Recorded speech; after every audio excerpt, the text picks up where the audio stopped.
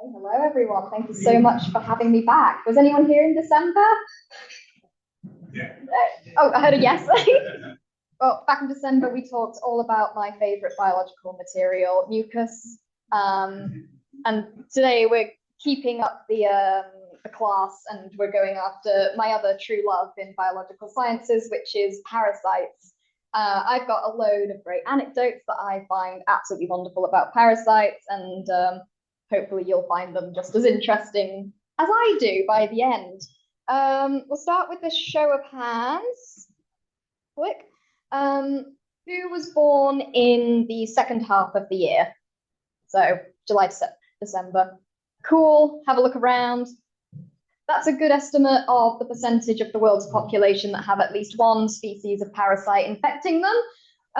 It's a huge percentage, very hard to track because a parasite's whole thing is to try and live inside you, live an easy life and not be detected and not be thrown out. So I'm going to go back to definition. If you were here in December, these first couple of slides are going to be some good revisions, so I expect full marks at the end. What exactly is a parasite? And so a parasite is an organism that lives in or on an organism of another species to derive nutrients and complete its life cycle. That's another important part that Google definition doesn't put on there. Interestingly, the word parasite was originally actually applied to people. It comes from the Greek meaning one who eats at the table of another. So it was originally described for people, and then we only later applied it to these infectious agents that I'm so obsessively in love with. So there's different flavors of parasites. There's generally three types. We've got the helminths, the worms, my specialty. We have the protozoa. These are single-celled parasites. We're going to have a look at all the different types. And the third type, I don't know much about them, but it's the ectoparasites, mostly insects, but not exclusively. And then we've got kind of, but no. So bacteria, fungi, and viruses, they can all be parasitic. Viruses are parasitic. They're obligate parasites because they need a host to live, but they've got their own field, so I don't care about them. They can do their own thing. Another thing, parasitoids is another class. So a parasitoid is something that kills its host to complete its life cycle, which isn't a great way to live, so we don't really class them as strict parasites. And then there's lots of other fun things that are kind of parasitic. Anyone think of a famous bird that makes use of another species? Cuckoo, exactly. We consider that sort of like some form of pseudo-parasitism, as obviously they lay their eggs in another species' nest and let them do all the raising. And so that brings me on to my favorite game show. If you were here in December, it's got an upgrade. We got a game show theme. So this is the game show portion. Is that a parasite? I'm going to give you a disease or a thing. And thinking back to that definition of a parasite, you tell me if it's caused by a parasite or maybe it's a bacteria, virus, or fungi. Some of them are repeats from last time, some of them are brand new, but I expect full marks anyway. Tuberculosis. Wonderful. Perfect. Ebola. Absolutely, it's a virus. I think some people get confused pictures of it. It looks kind of long and wiggly, but that's viruses also come in many shapes and sizes. Third one, malaria. Oh, we got some great knowledge in the room, some parasite enthusiasts. Yes, malaria is a parasitic disease, a protozoan one. Giardiasis? Wonderful. Yes, it is also a parasitic disease, a very common travel tummy bug. Probably multiple of you have had it before, but you can also catch it here. Next one, ringworm.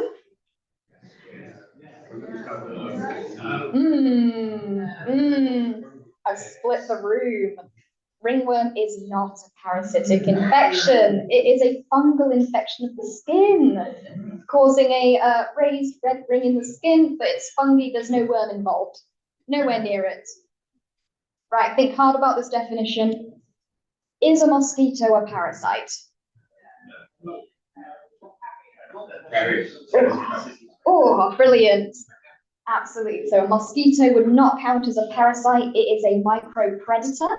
It comes and gets its blood meal, then it goes away. It does not need the host to live on or in to complete its life cycle. It do. We got more on that later. Head lice. Yes. Yeah. Brilliant. A resounding yes. Yes, head lice would be a parasite. If you kick them off your head, they die. Oh, we've got a couple of new ones now. What about bovine spongiform and slime? Oh, yeah, that's a ding, ding, ding. We've unlocked a new level. It's a prion disease. That is the secret fifth form of infectious agent. I don't know much about them other than when I went to protein lectures. But yeah, that is the secret fifth form of infectious disease. What about the xenomorphs from Alien? Yes. Hey, parasitoids! It kills the host in order to complete its life cycle. And that's all we've got for this little segment. Tune in next time. We need an applause sound effect, please.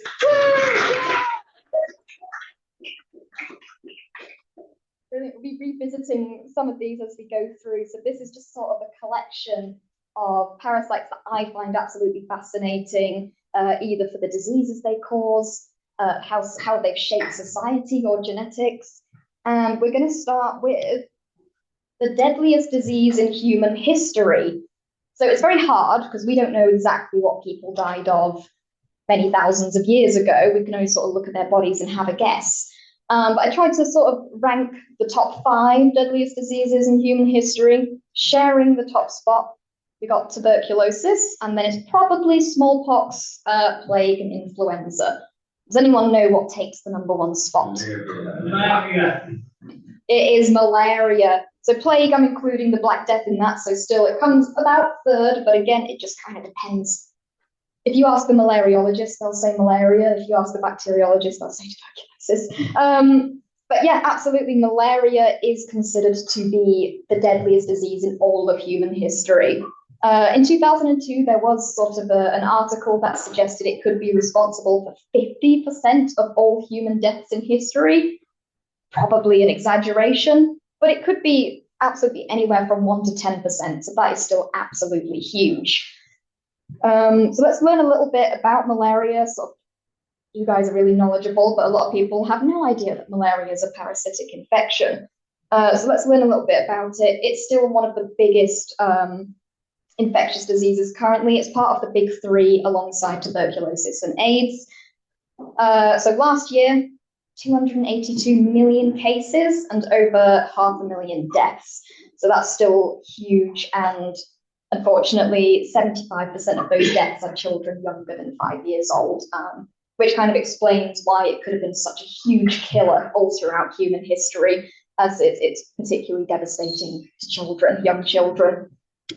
So malaria, the sort of the famous symptom is the cyclical fever. People feel hot and cold in these repeating cycles. A lot of fatigue. You could start bleeding from places you shouldn't be bleeding. Unconsciousness, and of course it can get more serious. People can fall into comas and death. There are anti-malarials available. They all have sort of, there's different types of this plasmodium parasite, so it depends which one you've got. But they are good, they are working, but of course you've already caught it by the time. So what's the big prevention for malaria? Yeah, we are working, but there are vaccines available, but again, they're not hugely effective, but way better than nothing. Doesn't it remove the stagnant water? Wonderful. So the carrier of malaria is the mosquito, particularly the Anopheles mosquito. So a lot of prevention efforts come from stopping the mosquito biting people, so nets. I think was it Bill Gates tried to sterilize all the mosquitoes. I believe that was actually really effective, because it's the females they tried to sterilize, so they couldn't actually breed and continue to carry malaria around. So here's the Anopheles mosquito. So would you be surprised to know we're not actually the primary host for the malaria parasite? It's the mosquito. So thinking back to the definition, that I gave you for what a parasite is, why might the mosquito be the actual primary host and us the secondary host? But then the mosquito live with no effects. Yeah, it affects different parts. There's something I added to the definition that Google didn't have. Yeah. Yes, the mosquito is where the sexual reproduction happens, which makes it the primary or the definitive host. So the parasites need to get in the mosquito to complete their life cycle, but we are deeply involved as well. The life cycle of Plasmodium is horribly complicated for a parasite. The ones I work in have 3 points on their circle. It goes through lots of different stages. It lives in the stomach of the mosquito, and then it goes to the salivary glands, and then it goes into our liver, our blood. It's got a huge, horrible cycle that I wouldn't recommend trying to learn. Also makes it really hard to study, because how do you replicate that in the lab? We can, because the lab next door to me works on malaria, but I don't know how they do it. Very complicated. But we've mentioned this, another major prevention to do with water sources. So how was malaria responsible for up to 10% of human deaths if it's largely concentrated around Africa and southern Asia? Well, it wasn't always concentrated in those areas. Malaria was almost always a global disease. So this is a photo of a swamp. The UK historically was full of bees, marshes, fens, all of these stagnant bodies of water. And this is where the mosquito breeds. It needs all of these. So the Romans began draining our swamps to make space for agriculture, and we kind of continued that. And that was a huge step towards getting rid of malaria in the UK. Does anyone want to have an absolute punt on when the last endemic outbreak of malaria in the UK was? So it's the last time it was passed between people in the UK with the mosquitoes. 100 years ago. 100 years. I heard a number at the back there. 100 years ago. 100, yeah, about 100. 1920 around was the last outbreak, which I think is sort of shockingly recent, considering they started draining all these water sources. It's quite a bad quality map, but it was the best I could find. So malaria, thinking back to just over 100 years ago, it was absolutely everywhere. Really concentrated in Africa, but also all of Europe there is light blue. It's very hard to see. I couldn't find sort of an actual better defined map. Because even up to like southern Finland, which is super cold, right? But the mosquitoes were there, they were breeding, and so malaria was present in all of these places, but just slowly they've kind of been concentrated. So these areas in dark blue are where we still find malaria. Does anyone know the term malaria? What that means? Or what? Yeah, fantastic. I'm loving this knowledge. So yeah, malaria, mal-area, it means bad air. So originally it was called marsh fever, particularly in the UK and Europe, because they thought it was the air coming from these swamps and marshes. And they pinpointed the right location. It was definitely coming from there, but obviously it was the mosquito passing on the parasite. And so now these mosquitoes, they are quite accustomed to these warmer climates. So they are still very concentrated, but thank you to global warming, they are starting to spread a bit further north. I'm not sure if it's reached Spain yet, but I remember when I was doing my bachelor's, it was soon that the Anopheles mosquito might actually start reaching Spain again, and it will keep going. There's other great things about the malaria parasite. It is an absolute freak of nature. Here's a little picture. So this is some red blood cells, which the parasite infects in us.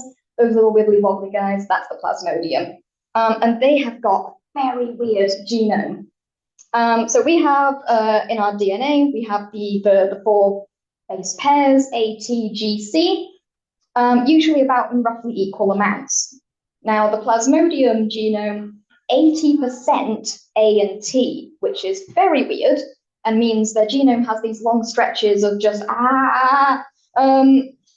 which is very unusual, and that makes it really hard to find a vaccine. When you're making a vaccine, you need to choose a chunk of the genome to kind of mimic for your vaccine. If it's all, how are you going to make it if it's just all A's? And even weirder, the parasite can't actually make the A and T base pairs. It has to scavenge them from your blood. But it's 80%. That's absolutely baffling to me.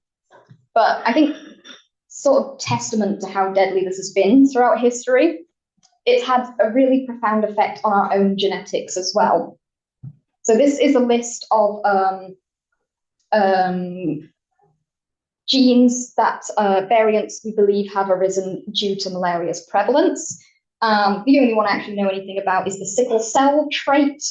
So basically, this is a protective gene variant against malaria. So what happens if you have one copy of this gene? Your red blood cells become a little bit deformed, and it makes it harder for the Plasmodium parasite to get in. But of course, when people have two copies of this gene, it causes sickle cell anemia, which is a very debilitating disease.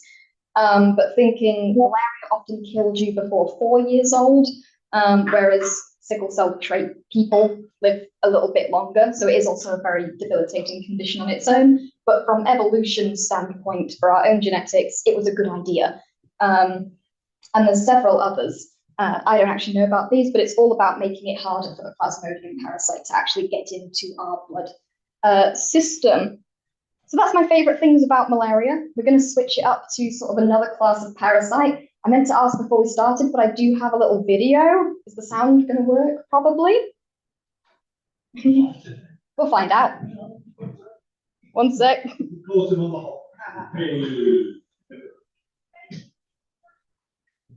Oh God, how loud is that going to be? Let's find out. Do I need sound on mine? Oh.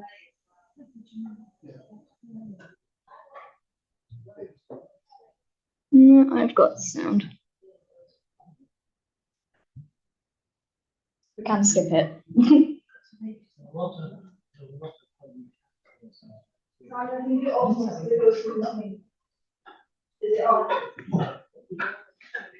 Average number of those. Oh, you've All living things. because you've got a balance of 3. a millipede with it.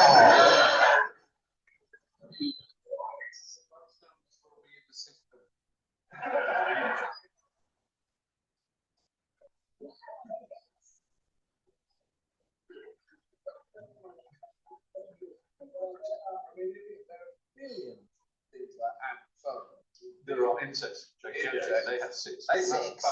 Mites, huge numbers of mites. They all. And then you've got millipedes and centipedes. But lots of them have none. But worms have got none. Stick with that. The worms have got no legs. One's got one leg. That's it. That's the closest we've got, I'm afraid. It's not well, it's 0.01 is the average. You take this because it's because of fish. No, it's because of nematodes. Nematodes. Yeah, they're sort of worm. There are 10 to the power of 22. What's that? 100 times more than there are mites and 1,000 times more than there are insects. Brilliant. Sorry, it was a bit laggy, but the sound's the important part. Yes, nematodes. They are the most abundant animal on Earth, and they are a type of worm, not directly related to the earthworm, but they do house groups of parasites inside them. So not all nematodes are parasitic in nature, but they are absolutely everywhere.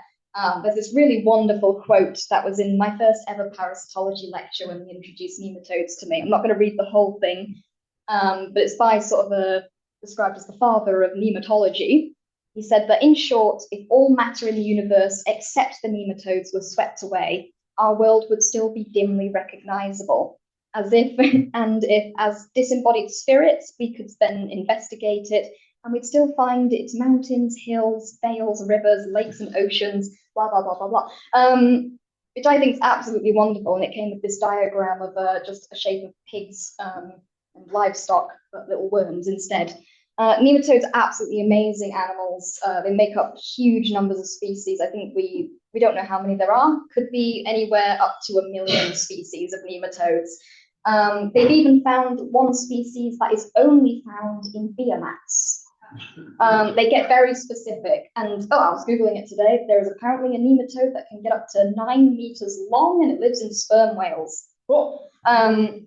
Creepy. But yeah, not again, thank you. So not all nematodes are parasitic, but I'm interested in the parasitic ones because that's what I care about. So this is a group of nematodes called the soil-transmitted helminths. In this group alone, so there's other worms that infect people, this is just one group, 1.5 to 2 billion people across the world carry at least one species of these. Many people are infected with multiple species. They spread via soil or soil contamination, so either through skin contact or swallowing contaminated soil. They don't kill a lot of people every year, but it causes a lot of disability, largely through malnutrition, growth stunting in children, diarrhea, pain, swelling, and it can get more serious like colitis, which can eventually lead to death. And especially, so people lose their work, they lose their education. It's a huge burden on human life, and it makes people very unwell. These are also relatively huge compared to bacteria and viruses, and I love imagery, so I will describe how big they are to you. So I'm going to introduce you. I've got a couple of friends with me. So this one's the one on the left, Trichuris. You're welcome to come and have a closer look after. This one is about 3 centimeters long and it infects the intestines. If we scaled the common cold virus to the size of a tennis ball, this one would reach Birmingham, from here to Birmingham. And then I've got another friend that I'm touching gingerly because it could be leaking. This one is called Ascaris, also known as the roundworm, and pretty big, can get up to sort of a 30 centimeters long, 15 to 30. So this one would take us all the way to London. We could ride on its back. Hookworms are a little bit smaller. I haven't found an analogy for them yet. So this is well, there's actually 4 species of soil-transmitted helminths that are of particular interest. So on the left was the whipworm. It's called Trichuris trichura. The middle one, that's hookworm. There's 2 species. It's Nicata americanus and Ankylostoma duodenale. And the one on the right is the roundworm, or Ascaris lumbricoides, and that's sort of the big one. That one infects over 1 billion people. We don't have any vaccines for these, so they are animals. They are part of the animal kingdom. Very hard to find a target. That's not also going to hurt us, right?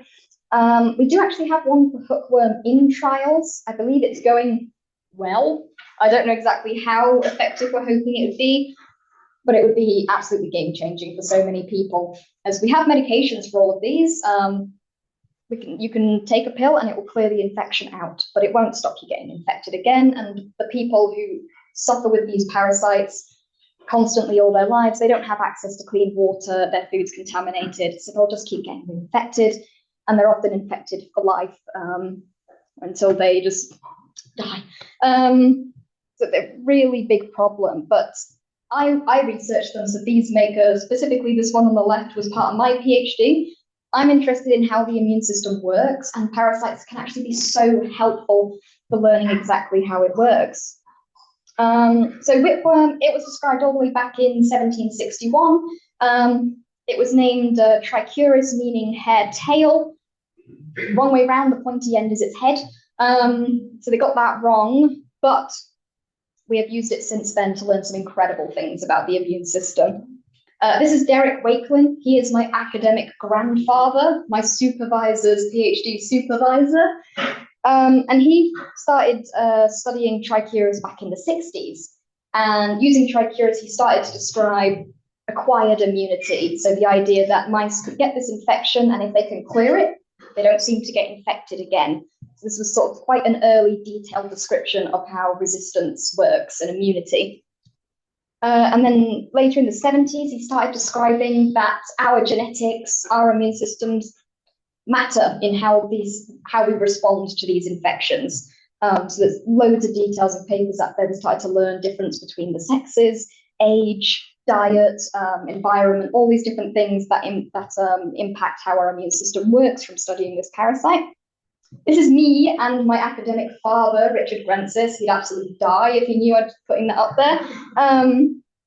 And he took after Derek Wakeman and was considering and continuing to investigate how the immune system works with the parasites. So throughout the 80s and 90s, by using this parasite, we learned about different T cell subsets. It's not just a T cell, there's different types. And we started discovering what these T cells make and what they do, particularly this IL-13, which I find very important because then a few decades later, we're starting to learn that IL-13 is what drives mucus responses, throwback to December. But this is how we actually discover how the immune system works. We use these parasites as a tool. So although they are very debilitating for people, we've learned so much, and it can help with not only the infections, but things like inflammatory bowel disease and other chronic conditions. So absolutely invaluable. Skipping to a different nematode,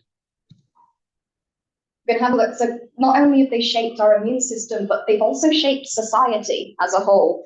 So we're going back to sort of the 1800s, early 1900s America. So the term white trash probably originated from enslaved African Americans in the 1800s, but it was then adopted by rich white people to sort of pick apart good poor people and bad poor people. The bad poor people got labeled white trash, and these were largely people who lived in the southern states of the USA. And they were stereotyped as being lazy, unintelligent, and undisciplined. Got a photo of a family there. But the southern states of America, they're warm, humid, and they are the perfect breeding ground for hookworm. So hookworm sits as larvae in the soil or on grasses, and it waits for people to walk past. And once it makes skin contact, the larvae burrow into the skin. And then they do this incredible route. They burst into your blood vessels, they take a ride to your lungs, they burst into your lungs, you cough them up, and you swallow them. And then they get into your intestines, which is where they actually want to be, and they've just got a very roundabout way of doing it. And these feed on your blood cells in your intestines, causing anemia. And what are the features of anemia? Fatigue, brain fog. So there's this huge sort of classist stereotype of people in the South being unmotivated to man fields day in and day out, but they were actually struggling. They had very high burdens of this hookworm infection, and it led to loss of work and loss of education. So this isn't the only contribution to this classist stereotype, but it is considered a major factor in where this stereotype came from and how rich people were able to sort of utilize stereotypes for their own gain.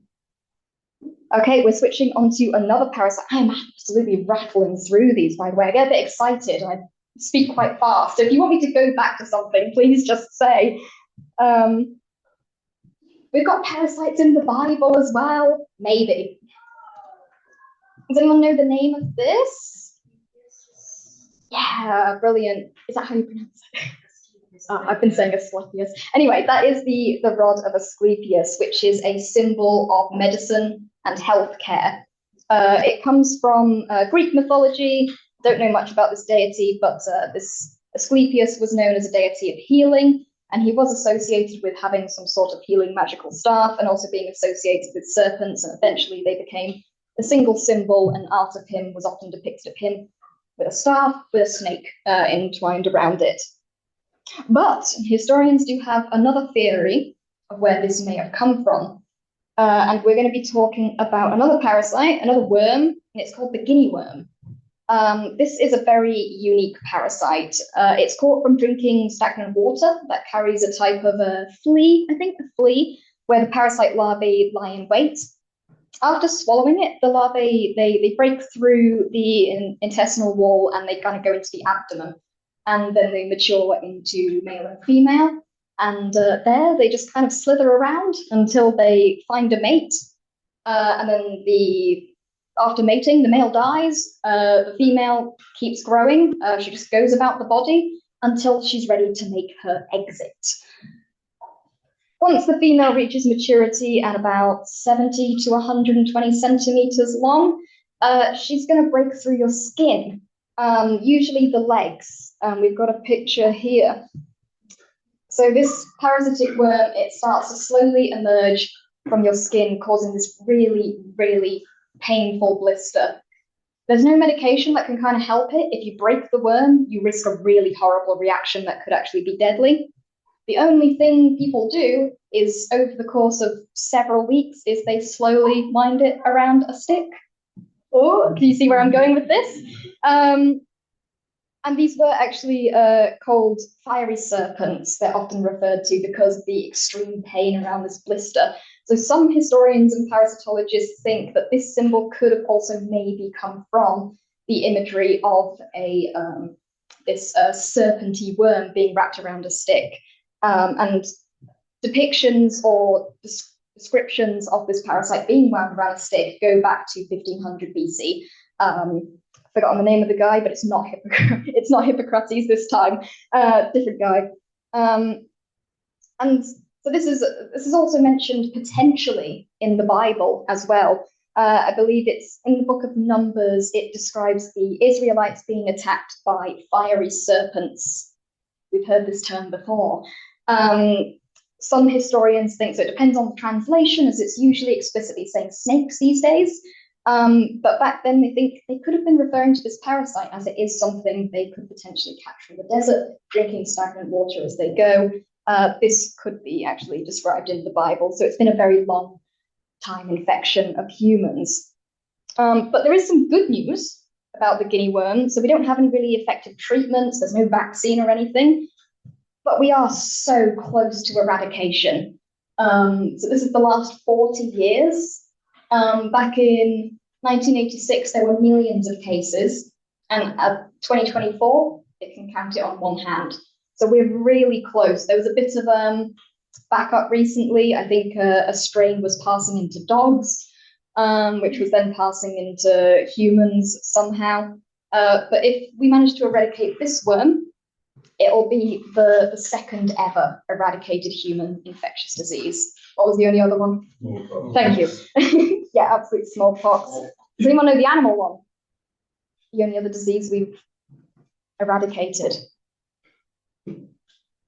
Rinderpest. That's the only other one. So this would be the third infectious disease ever eradicated and the second ever in humans. So now I promised in the description I would tell you about what's eating you, specifically you. So we're going to actually talk about parasites in the UK for a little bit. What parasites do we encounter? What do we know? Tapeworm, yeah. Head lice. Head lice, brilliant. Ringworm.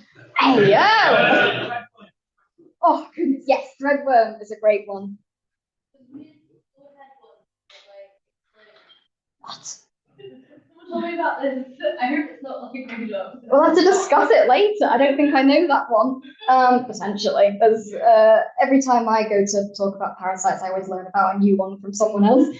Yeah, absolutely. I think you've mentioned someone caught another one over there.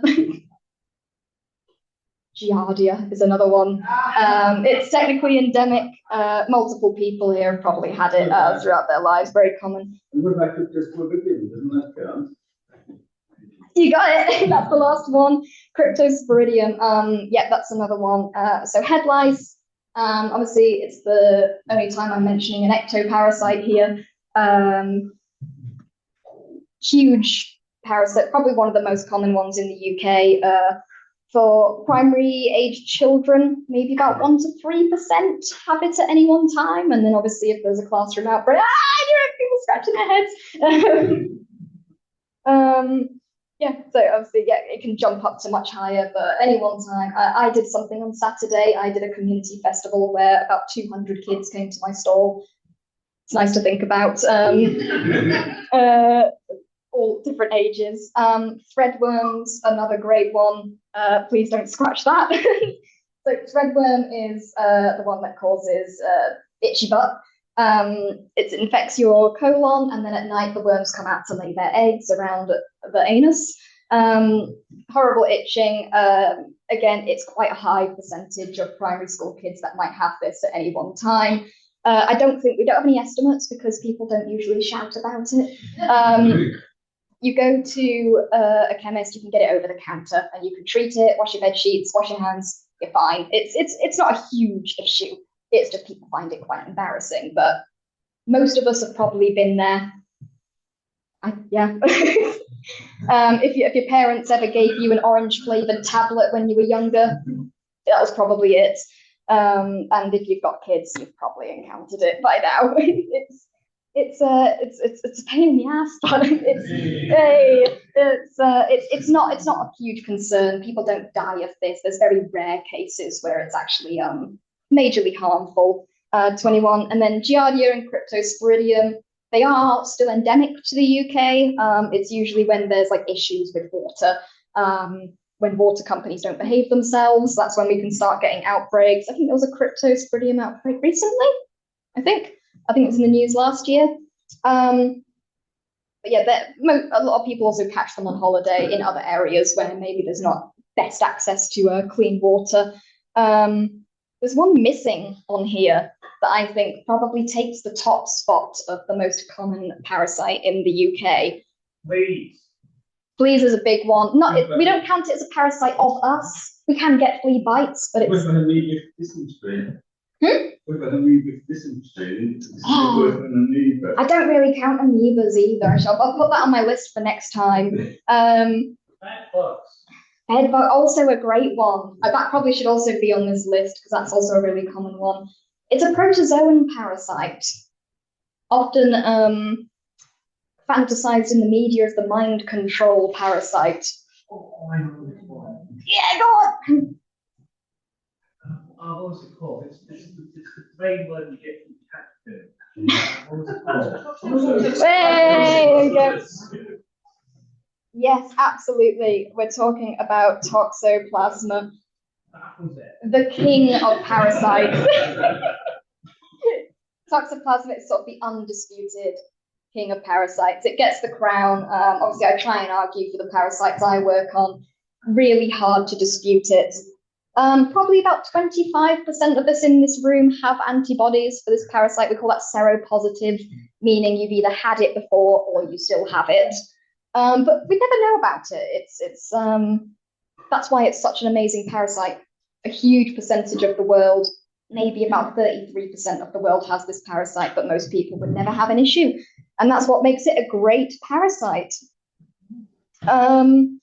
Yeah, really hard estimates because it really just depends on the culture of the country. Again, sort of cleanliness available, but it's still pretty high in European countries. We've mentioned the primary host, so you'd be maybe not so surprised to know we're again not the primary host of Toxoplasma, and we're not even the secondary host. We are an accidental host. What is the primary host of Toxoplasma? We've mentioned it. The cat. That's my cat drinking. He's actually an indoor cat, so we might be okay.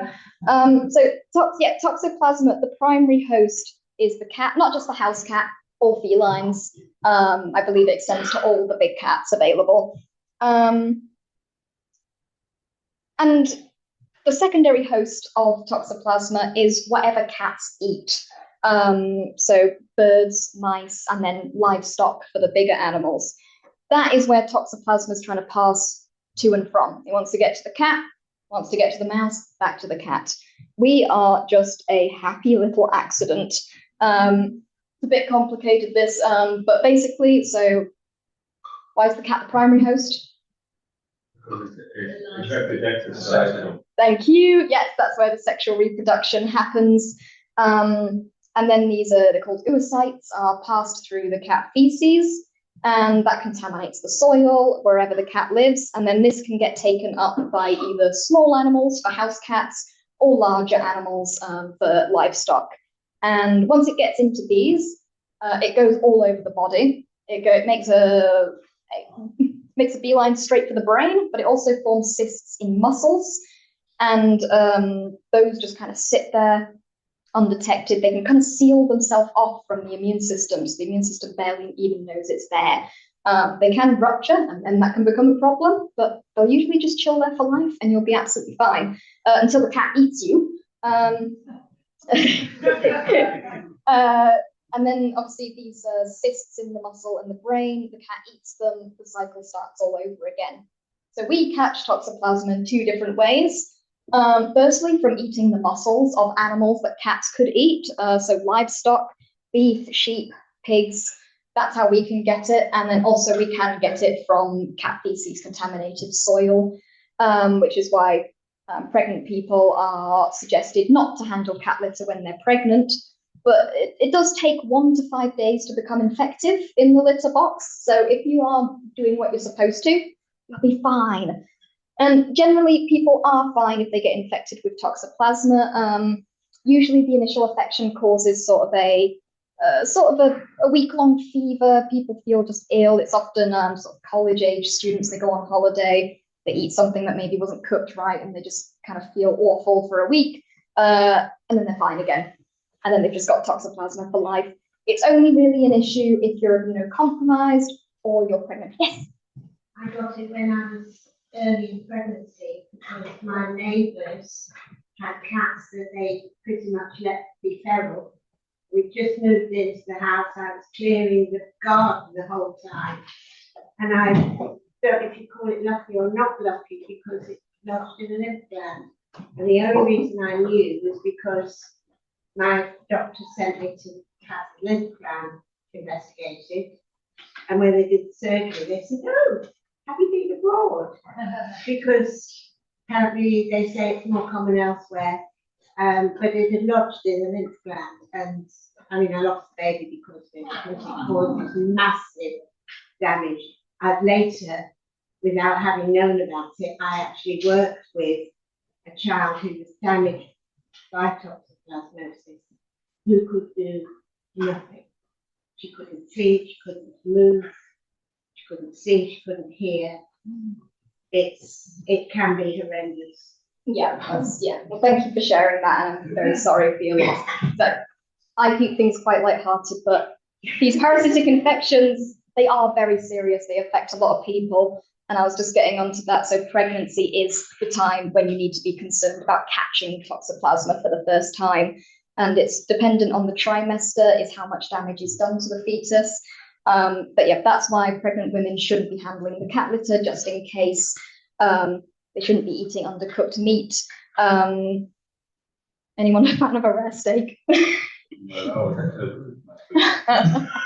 mean, I am. I probably have had it. I probably still do have it. But countries like France, they like their meat a little pink, including pork and lamb. Some estimates up to 80% of people are seropositive, meaning they've got antibodies for this. So it's really dependent across the world, but it is about a third. And this parasite, it is very sensationalized in the media, especially around cats. You'll see headlines like, "This parasite that cats carry will make you love them and it will make you do things."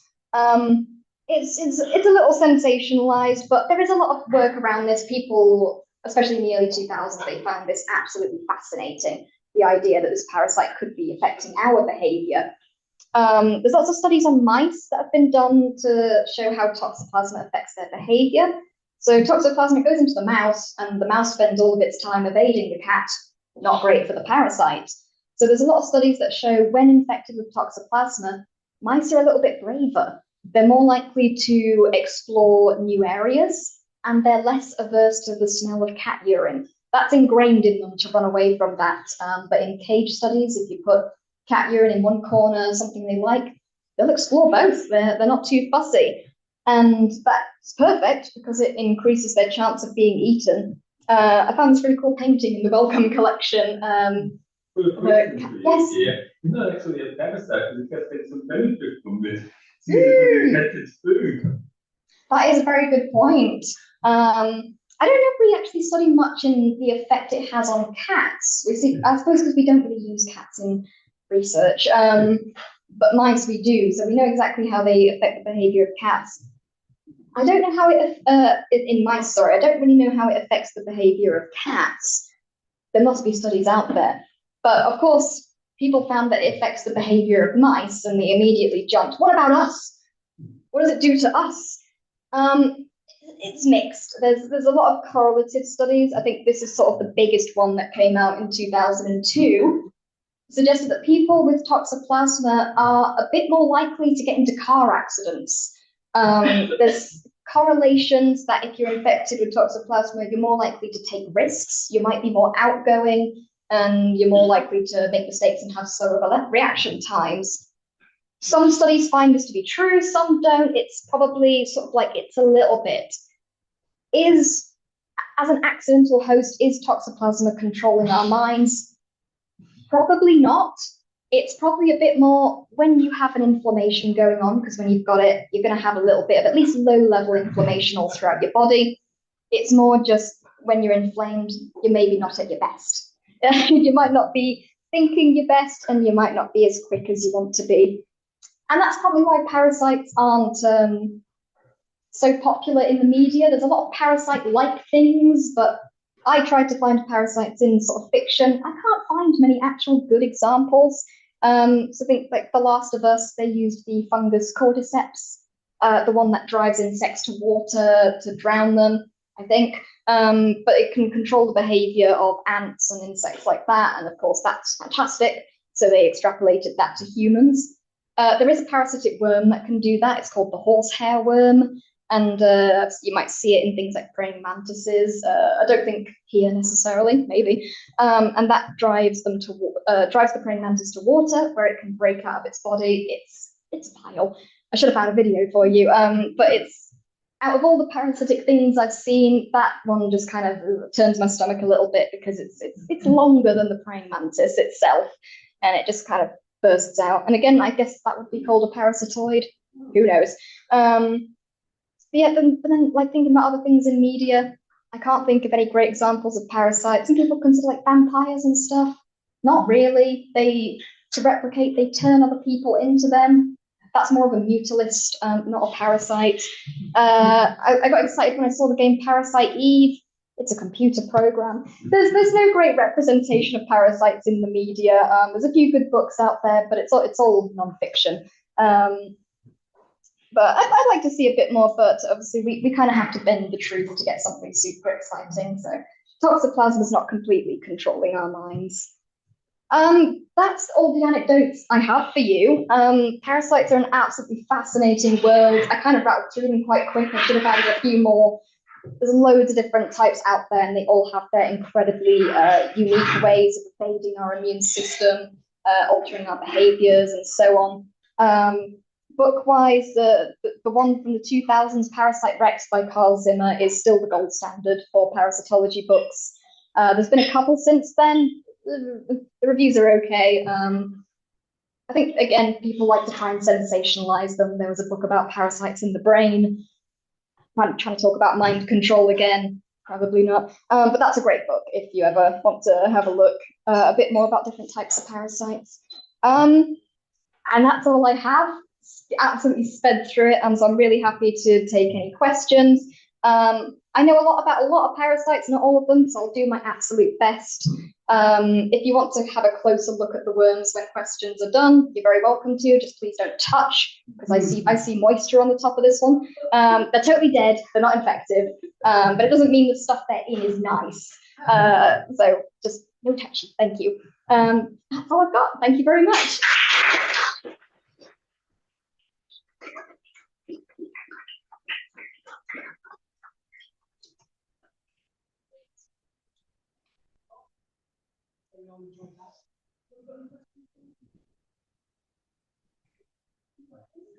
How safe is for a fish such as sushi? Because I thought you could get a lot of parasites in the stomach and intestine from that. Yeah, absolutely. Undercooked fish is a major source of tapeworms. There's lots of different tapeworms. Sea animals in particular are absolutely riddled with parasites. They're some of like the worst for it. Sea turtles, sharks, fish, awful for it. In the UK, we freeze our fish on catching, which does kill most parasites. If you get fresh fish, you may find a worm in there. It's not impossible. So if it's not been frozen, you've got to cook it through. My colleague actually found one in some mackerel. a couple of years ago, and she brought it into the lab, and we tried to find out exactly which species it was. I was no help with that because it wasn't one that I knew, but we did actually figure it out, but I can't remember the name. But undercooked fish can be a big risk, but in the UK we freeze everything, so your sushi's probably fine.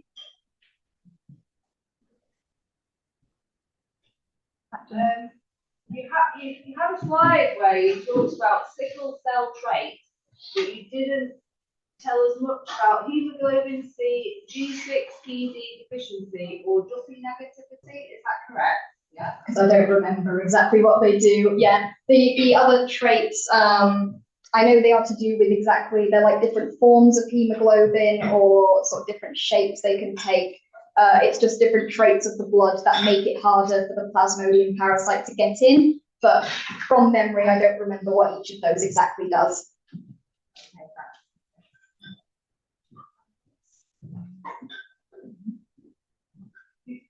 You've not talked much about those wasps that infect the poor old ladybirds, have you? No, parasitic wasps are an incredible, a huge rabbit hole to dive down. Again, I don't know much about the ectoparasites, so parasitic wasps, there's loads of those. I remember this quote I always think of as, if God exists, he has an inordinate fondness of beetles. I think it's parasitic wasps because there's so many of those. Again, a lot of those, so they sort of inject their eggs into other species to kind of grow up. Again, they're probably a mix between some of them are parasitic, some of them are parasitoids, because some of them will kill the host in the process and some don't. I don't know much about them other than that, but they are a really great group. The insect parasitologists must have a great time.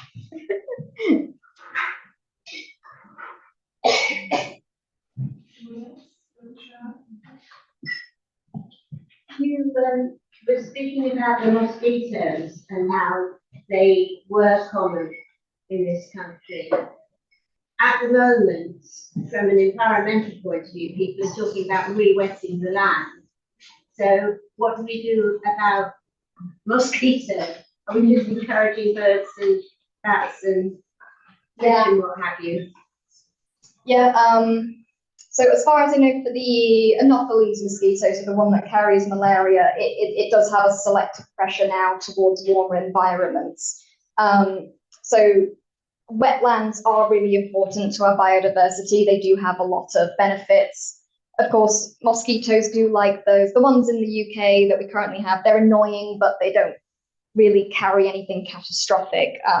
If global warming continued at an incredible rate, we're probably talking like a couple hundred years, the Anopheles mosquito could return, but we are making really great steps to the sterilization program and sort of all these different ways that we're basically, rather than trying to stop us getting infected, stopping the mosquito getting infected as well. There's a sort of I think there's also a way to get like the females, they can't actually like inject their spit, and so the Plasmodium can't actually pass into the skin. So increasing mosquitoes is a risk, but not particularly the Anopheles mosquito, at least not yet. Global warming would probably take quite a while before that could be a risk, and hopefully we'll have made some progress in reversing that by then. Oh, brilliant. Should we go? Yeah, I heard that the Isle of Dogs had a endemic population of Anopheles. I don't know if there are female police, got rid of them. But if that's the case, and you get one human with malaria somewhere around that area, is the potential for rapid spread significant, or is that just scary? If it's just one person, probably not. So we have about 2,000 cases of malaria a year, but that's from people coming home with it, either abroad or immigration. If it was just one person, we'd probably, I mean, there's a good, mosquitoes don't live very long. You'd probably need quite a few to kind of kickstart the process of actually it becoming endemic again in our population. But yeah, you mentioned Isle of Dogs. Basically, Thames estuaries and areas were sort of the last places in the UK where malaria was endemic, especially after we drained all the swamps. But yeah, that's interesting. Oh, yeah. You mentioned that like the ladies as well. as time goes on, there's going to be changes like warming and that will be more wetlands and everything. What will happen in tandem with, like, say, improvement in medicines? What types of parasites do we see more normally, I guess? Yeah, so a lot of parasitic infections are also what we call zoonotic diseases. So like COVID, like hantavirus, it originated in animals and it passed to us. Things like deforestation and global warming and increased human populations and settlements, that's the big risk for zoonotic diseases, because it's basically, we end up making ourselves the perfect host. We travel around, we're everywhere, we cluster together. So we probably will see more or maybe new species of zoonotic parasites. Global warming wise, it's probably the ones that are spread by vectors that would, like the mosquito, we'd need to be concerned about. The one African sleeping sickness is passed by the tsetse fly, I think. So things like that. There's quite a few parasites that are passed by different insects, which are usually quite restricted to the warmer climates, so they could spread. Yellow fever is another, isn't it? Yellow fever is another one that insects. Yes, it is. I'm afraid I missed the beginning of the definition of what a parasite is, but is Lyme's disease a parasite? Yeah, so ticks would be considered a parasite. I suppose you could call it sort of a parasitic disease, but it's kind of sort of like almost more like a byproduct disease, as it's from the toxins of the tick, not because the tick's like living on or inside you. So I wouldn't call it a parasitic disease on its own. Yeah, it's yeah, it's sort of like I'm not sure exactly what causes Lyme disease. But causes it. okay. Yeah, but I'm not sure if I technically, ticks are parasites basically. I've had Lyme disease, and it was out of the characteristic red sort of round marks that you get around the bites, and just give you antibiotics, so presumably bacterial infection. It could be a plasmodium. I haven't got it anymore, that's all that was. Hooray! Congratulations. Show the photo of you with your, I think you just mentioned with your research partner. Yeah? Now that was at the BSI Technology Award. What award were you doing? That was the British Society for Immunology Awards for the people at home. Me and my supervisor were both nominated for different awards. His was the sort of Lifetime Achievement in Immunology Award, absolutely so well deserved. He sort of founded immunology at Manchester, and he's sort of the source of guidance for absolutely everyone. I got an honourable mention for public engagement for that year, for this kind of thing. I came second place to a professor, so pretty good going, right? Yes. On the same side, you said about like knowing that infections. It was something that was discovered in 1970. Oh, sure. I'll see if I can rattle back. I put way too many animations in my. There we go. No, 1957.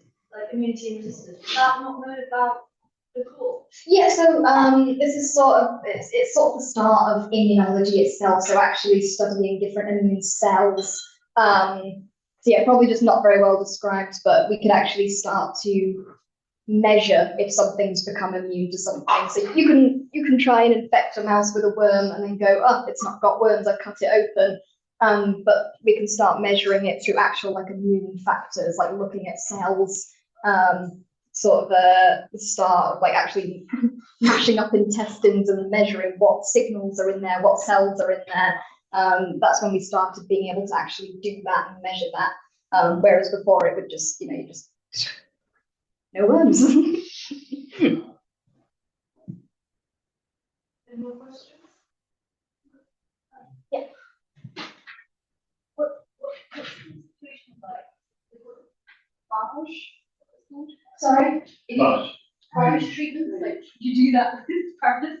Oh, like bacteriophages. Yeah. Phage treatments, yeah. I don't know. That's a very good question. Of course, yeah, so parasites, they have their own viruses and bacterial infections as well. So thinking about like the big worms, one of the issues is obviously if they come burrowing into your intestines, they bring everything they're carrying with it as well. And that can really contribute in the worm's favor because your immune system is going to detect these bacteria, try and get rid of those. But that's no good against a parasite. So the parasite kind of carries on. I don't know about phage treatment for worms. I feel like probably the hope first would be more protozoan parasites as their single cell. But yeah, that's a good question. I've actually set a question on phages for, I've got some students writing for my blog, and one of the titles was about that. So hopefully they'll tell me. I thought phages are bacteria which attack a virus, attack a bacteria. So attacking a protozoan wouldn't be a phage by definition. It would be a virus. We wouldn't call it a phage virus. But a protozoan is not a bacteria. Yeah, that's very true. Yeah, it wouldn't be a bacteriophage anymore, but I'm sure there's plenty of viruses that we could use to infect protozoa. They're closer to us than bacteria, I think. They are eukaryotes. So yeah, but they're also prone to their own infections. So there's probably viruses we could potentially harness.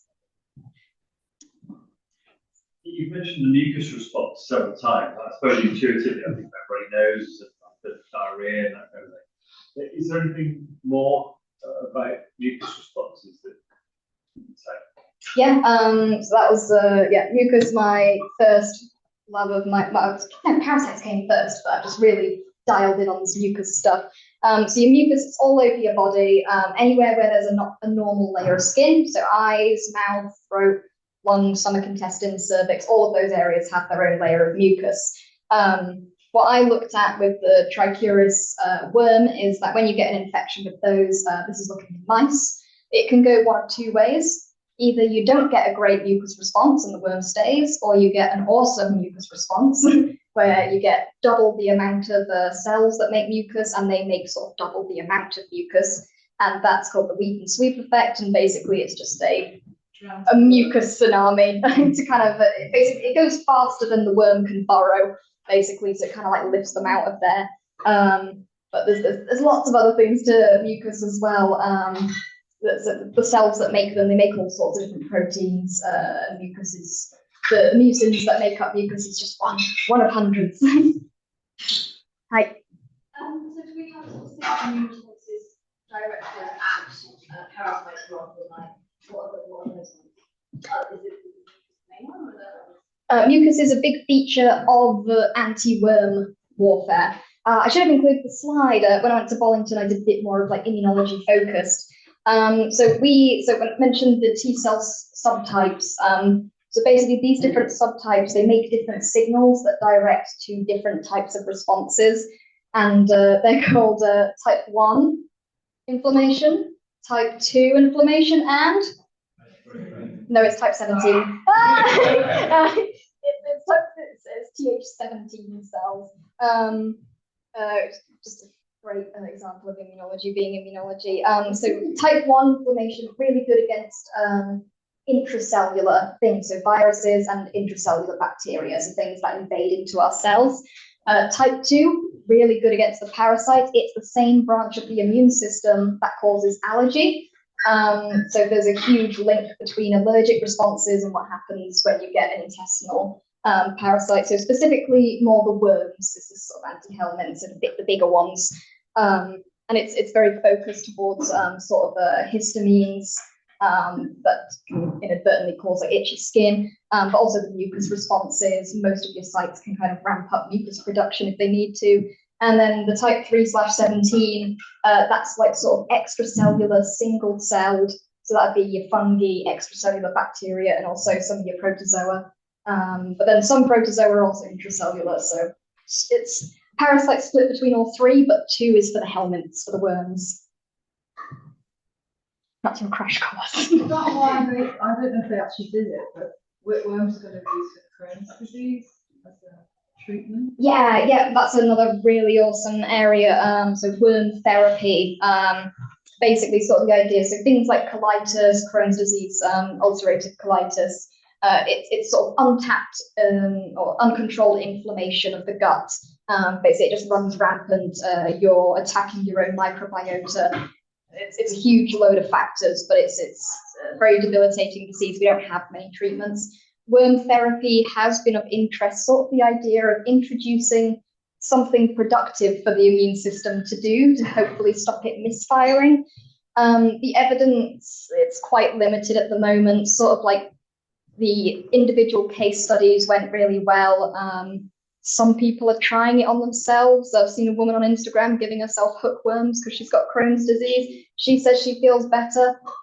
So have at it, girl. I don't if you feel better, good for you. But it's unlikely to become a wider treatment anytime soon, as the evidence is kind of going either way. But I mean, people who have no other options, why not give it a try? Especially if you use so we'd be interested in using the pig whipworm. So that one can't really take hold inside of us. You can get infected for a little bit, but each mammal kind of has its own whipworm, so it wouldn't stay very long. So there's not a huge risk.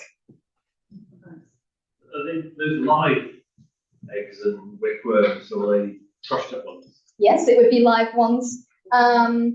It's sort of they got to do their work to sort of stimulate the immune system. Potentially, maybe you could make products out of it that can stimulate the immune system without introducing the live ones. But currently we're at sort of this early stage where we're just trying to give people worms and see what happens. And it helps some people, but not others. But I think with things like Crohn's disease, there isn't anything that helps everyone. There's still a lot we don't understand. There's so many different routes it can be caused, what the symptoms are and what the features are. But if it helps people, let's keep going. Yeah. Those T cell types that we were talking about, the people who have coronavirus and the super donors, are they producing far more of the correct T cell types? Oh, I don't know. That's a good question. I don't really know much about sort of the split immune responses for COVID-19, but yeah, some people are going to respond better, some are not. It depends on your genetics. It could even depend on the time of day you caught it. So there's loads of different factors that affect infections. But yeah, potentially people who respond very well are likely having a tailored immune response that's appropriate for the infection. So basically, when you have a chronic worm infection, you're producing an immune response that's inappropriate for the worm. You're probably trying to fight a bacteria that's not there. But I don't know for COVID. Yeah, Congratulations. I had a big 10 days in bed. I'll just go pretty much. And then afterwards, they tested me. I'll give them blood every week. Oh, fantastic. Well done. Plasma. I'm too small, I've never donated blood, they won't let me.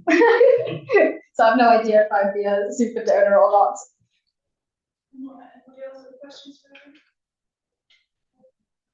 Erin? Oh, we got one more quick one. I don't know if this is your department. What about treating them? Should we all be taking anti-parasite treatments of various types? Yeah, not necessary. Yeah, we're fine in the UK. If you catch one of these, you're probably going to know about it, and they're quite easy to diagnose, most of them. Like the worms, it's eggs in stool. You can see them. Lots of different things. We do not need to be routinely taking anti-parasitic drugs. There's a lot of things online out there. You've activated my third interest, which is wellness influencers online. You'll see things online about parasite cleanses, juice cleanses, telling you that everyone's got parasites if you've ever felt tired. It's not, yeah, they have this huge list of symptoms that captures everybody, and then they tell you, oh, it must be a parasite, you've got to buy my cleanse. Don't trust doctors, they want money. Please buy my thing 3 times a year. Yeah, that kind of thing. So no, we don't need to be routinely treating ourselves. If you feel unwell, go to a doctor. That's it. But we don't need to be routinely doing it. People who travel regularly to Africa, Asia, Central America, they may need to, but I'm sure the doctor can advise on the best thing to do there. But for malaria, they use the artemisinin, don't they? Which is from a herb called Artemisia annua. So yeah, that's what people would have used locally. Yeah. Control it. Yeah, there's lots of different treatments. So the malaria parasite, there's 4, I think, sort of accepted endemic ones in humans. There could be more in the future. So there's different treatments for each one, all to different efficacies. We have the vaccine. You can take anti-malarials before going on travel. Again, it's all on doctor's advice. I never recommend taking a load of things just in case. Because it could be the binder. No. That's the thing pushed by wellness influencers to like find the toxins, right? I think charcoal might have some. It might have some vague health benefits, but it wouldn't cure your parasites if you had them. I thought charcoal was supposed to be carcinogenic. Yes, what I was thinking. I think it's if you breathe it. Yes. I think it's inflation. It's just like, oh, I've had like charcoal shots before just to try it. I tried they were selling charcoal shots a couple of years ago with one meal deals. I thought, let's try it. Parasite, if they don't have any health benefits, amazing, and I don't know of them specifically. that gets my dog charcoal when you get a shot a day. Yeah, it is used as it can bind certain toxins as like an emergency thing. Yeah, so it is really good for that. But again, would not you've got something inside you. So yeah, it can sort of I can't remember exactly what charcoal does, but it is really good in that situation. It's sort of like it neutralizes something, but I don't know exactly which chemical or anything. That was fantastic. Thank you very much. That was a great round. Wonderful.